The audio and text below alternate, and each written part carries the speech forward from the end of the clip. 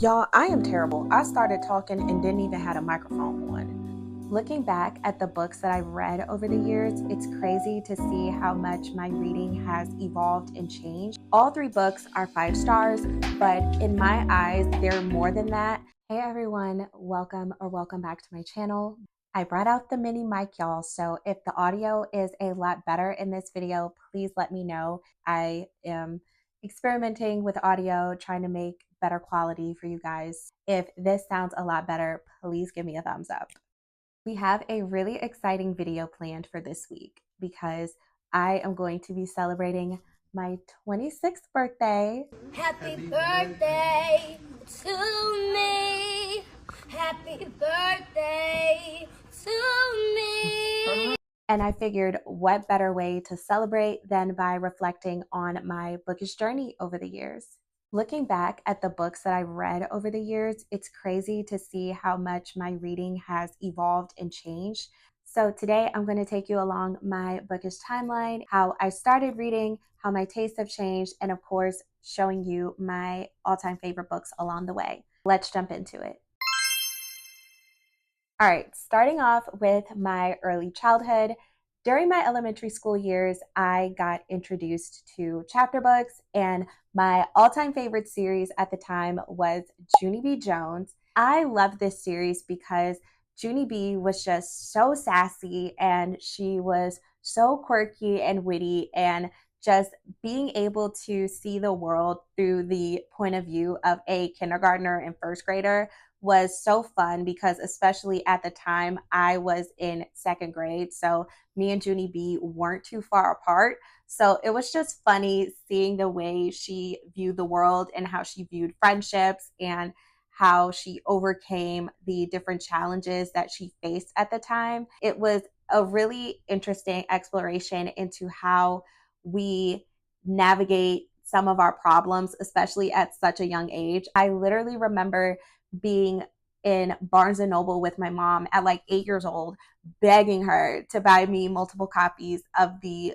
books in the Junie B. Jones series. Now, another book that I fell in love with during this era was Matilda, and I related to Matilda a lot because just like her, I was a quiet and introverted girl who just loved books. You all remember that iconic scene with Matilda coming from the library with her wagon full of books.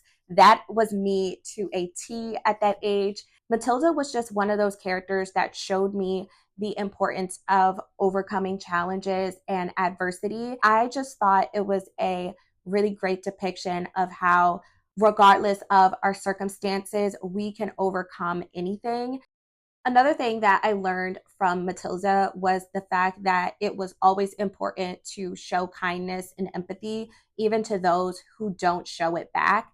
It was also the first time that I developed the opinion that the book is always better, because back in the day when I read this book, me and my mom read it together and we had the VHS tape of Matilda. So immediately after I read it, we literally made it a family movie night. So me, my mom, and my older brother, we sat down on the couch and we had like a little picnic in the house and we watched the Matilda movie, and the book is always better, you guys. My reading taste definitely started to evolve during my preteen middle school years. I was looking for books that were able to resonate with me a lot. During this time, I became a big sister. I wanted to find books that were able to resonate with what I was going through in the moment. The series that did that for me was the Dork Diaries series. To me, Nikki was like the big sister that I never had. She was able to show me how to be confident in myself and how to not care about what other people thought of me, and just how to deal with the challenges of middle school, so crushes and friendship. Now, fast forward to high school. At this point, I was reading books that were a lot deeper and a lot more complex. This was due to summer reading. If you guys remember summer reading, let me know in the comments what were some of the books that you read. Also, books that I read during the semester. And one of the first books that I fell in love with in high school was The Great Gatsby. This is a classic, and this book was a depiction of the American dream and how through hard work you are able to achieve any and everything that you want. And Gatsby was a reflection of that, right? And he had these lavish parties during the 1920s, like pre Great Depression. It was just crazy how Gatsby threw these lavish parties and was just this epitome of what success was. It's very ironic. It also shows you that money cannot buy happiness. In the end, I felt bad for Gatsby and Daisy. I want my ones. And it was so funny because my teacher at the time hated Daisy with a burning passion. And it was just so funny watching my teacher just rant about Daisy for like 20 minutes. Now, for those of you who have been here for a while, you may know that I'm into true crime. You may be curious as to where that interest in true crime came from. And that is because I read In Cold Blood by Truman Capote in 11th grade. This story, the way my teacher presented this to us, he was able to connect this real life murder of the Clutter family in the 1950s to the real life murders that happened in my hometown. There were a lot of similarities to these two cases, and it was an eerie feeling. I know I mentioned the American dream before. That was a really common theme in the books that were picked when I was reading in high school. The American dream was portrayed very interestingly in Cold Blood. There are some people who are the epitome of the American dream, and then there are others who the American dream isn't attainable for. For example, in this book, we have the Clutter family who were upstanding members of society. They were very well loved, well respected, and they were brutally murdered by these two men who lived lives of crime. And of course, we do dive into their backstory a little bit and how they became the way that they were, but it just was showcasing the juxtaposition between the Clutters and the suspects in their murders and how they unfortunately collided with each other. Now, another lesson that I took through this book was the true evil that is out there in the world. That may sound very pessimistic, but it's true. The community that the Clutters were from was a small town in Kansas, and this was a town where everyone knew everyone, and you felt safe leaving your doors unlocked. It truly showed how this horrific quadruple murder stripped the innocence away from this community. And I'm not going to lie, where I'm from, that murder that my teacher compared this to stripped the innocence away of my hometown. And it is a story that everyone talks about to this day. Finally, the last book that I read in high school was so important to me at the time because I was in that stage where I was a senior and I was getting ready to transition from high school to college and to the world of adulthood. And that book was The Kite Runner by Khaled Hosseini. The Kite Runner is a coming of age story that highlights the importance of redemption and learning from our mistakes, and also how the political climate can impact our lives. Amir was a kid who grew up in the Middle East and was very well off, and he ended up making a decision that he regretted for the rest of his life.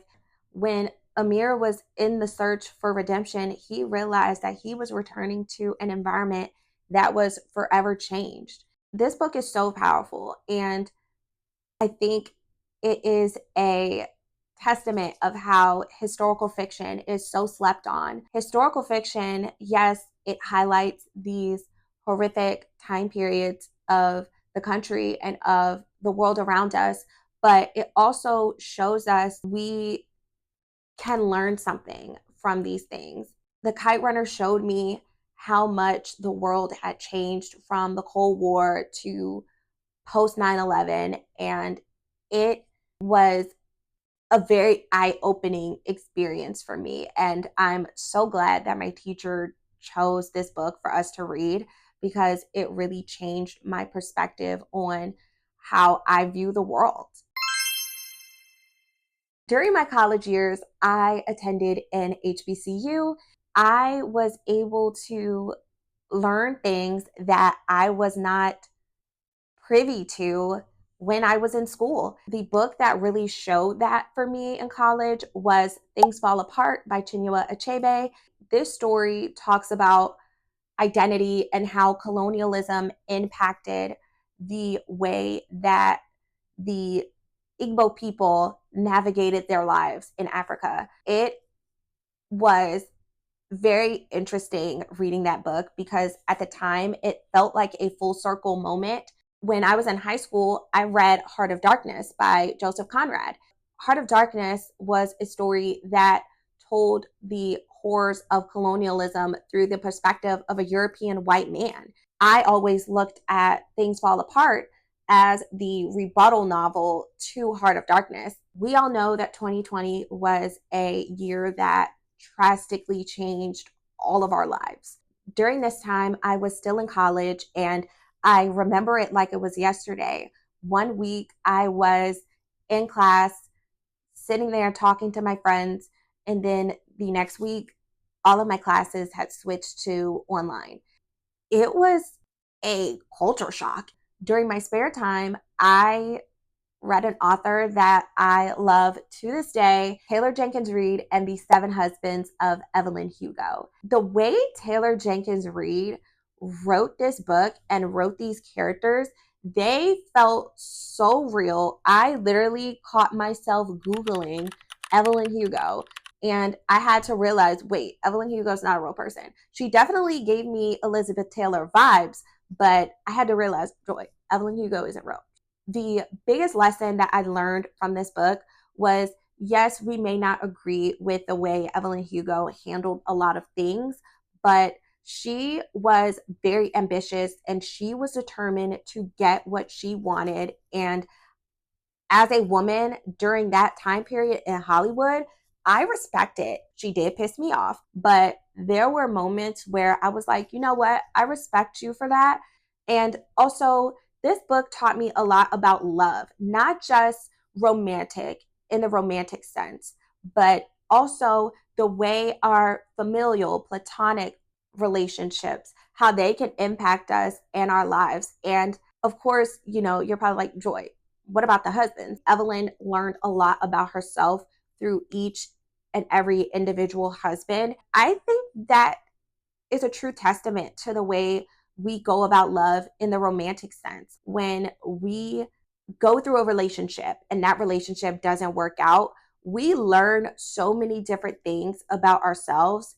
I've learned so much through my past relationships, and they ended up making me a better and a stronger person. We've now reached my mid-20s, and at this point, I became a new mom. During the early stages of my son's life, I discovered some of my favorite romance authors of all time, the first one being Emily Henry with Beach Read. One thing that I loved about this book was the fact that it not only focused on the romance, but it also focused on our FMC January and her personal growth. She was very doubtful about love, but when she and Gus encountered each other and they were able to fall in love, it reignited something in January and it allowed her to become a bigger and better person. Another book that I loved that explores personal growth is Malibu Rising by Taylor Jenkins Reid. This book has such a special place in my heart. Nina Riva feels like my soulmate in a way. I relate to her so much because of the fact that she is an older sister. She constantly feels like she is carrying the world on her shoulders. She is constantly taking care of everyone else and isn't taking the time to take care of herself. These siblings went through so much, and the BS that their father put them through and their family through was just so hard to read about. But the fact that they were all able to overcome it and have this new beginning in their life was just a great thing to see. I'm obsessed with Malibu Rising. It's so slept on, in my opinion. The queen of STEM romances, Allie Hazelwood, and The Love Hypothesis. Strong, smart, intelligent women navigating a male dominant field that is full of sexism. The way they are able to just show us how good they are in their craft was just incredible. And of course, who doesn't love a steamy romance from time to time? Let's fast forward to now. I am very dead set on the books that I love to read. I am a girly who loves women's fiction, literary fiction, thrillers, cowboy romances, you name it, I love it. The first one that I want to talk about is Yellowface by R.F. Kuang. This book to me really showcased the publishing industry and how it deals with racism, appropriation, and our main character was so unhinged. The things that she did and said literally felt like you were looking at a bad crash and you just couldn't stop looking at it. It was just so insane. And the things that she would do and say, she really thought that these things were okay. All right, you guys, this next one, I know I am a broken record for it, but it is The Housemaid by Frida McFadden. I discovered Frida McFadden last year in 2024, and I could not stop. I am obsessed with the Housemaid series. Millie has my entire heart. Her passion for helping women who are in abusive situations is just something that I hold so near and dear. I just love how Frida's books are quick, they're easy to read, and they're so sick and twisted. I am just obsessed with her stories. Another thriller that I have mentioned a lot on this channel is Blacktop Wasteland by S.A. Cosby. I love this story because S.A. Cosby is from my home state. And so seeing different parts of my hometown being referenced was so exciting and so fun. And this made me really realize how much I love crime and action stories. This book literally felt like I was looking at a movie. It was that good. I think that S.A. Cosby is such an underhyped author. I loved Blacktop Wasteland in particular because it showcased how far someone was willing to go for their family. I would move the ends of the earth for my son.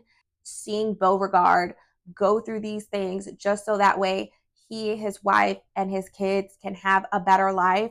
I just loved it. All right, you guys, remember how I said I love cowboy romances? This Rebel Blue Ranch series is like candy to me. I am obsessed with Swift and Saddled and Lost and Lassoed, which are the second and third book in the series. I just related to these FMCs so much. Ada loved how she just always felt different. She wasn't always this happy, chipper person. I also loved Wes and how he doesn't want her to be the sun. And he's fine with her when she is the moonlight. I also love how Rebel Blue Ranch and the characters in these books are dealing with different aspects of mental health. And I think Lila handled it with so much care.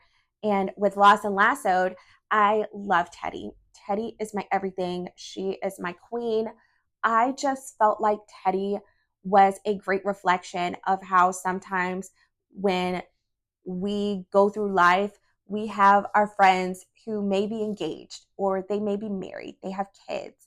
And sometimes our directions in life are different, and that's okay. And the love that Gus poured into Teddy, oh my God, the washing hair scene, everything to me. All right, you guys, the next set of books that I want to talk about is a series from Abby Jimenez, the Part of Your World series.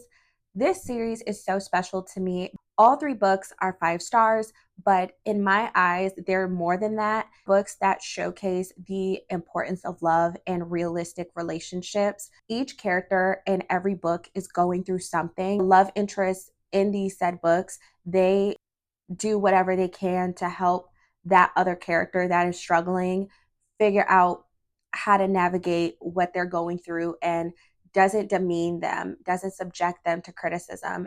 Each of these books showed me how important it is to show up for those that you love. The realization that sometimes life is going to be hard and we are going to have our moments where we need to take a step back and focus on ourselves and work on us and heal ourselves. And when the time is right, we will come together and we will come out as better people. And this series is just, it's so beautiful. And I am so excited for Say You'll Remember Me. I have seen so many early reviews say that this book is incredible. It didn't disappoint, and a lot of people crying. And I am super excited, and I plan to film a vlog of me reading Say You'll Remember Me, so stay tuned for that.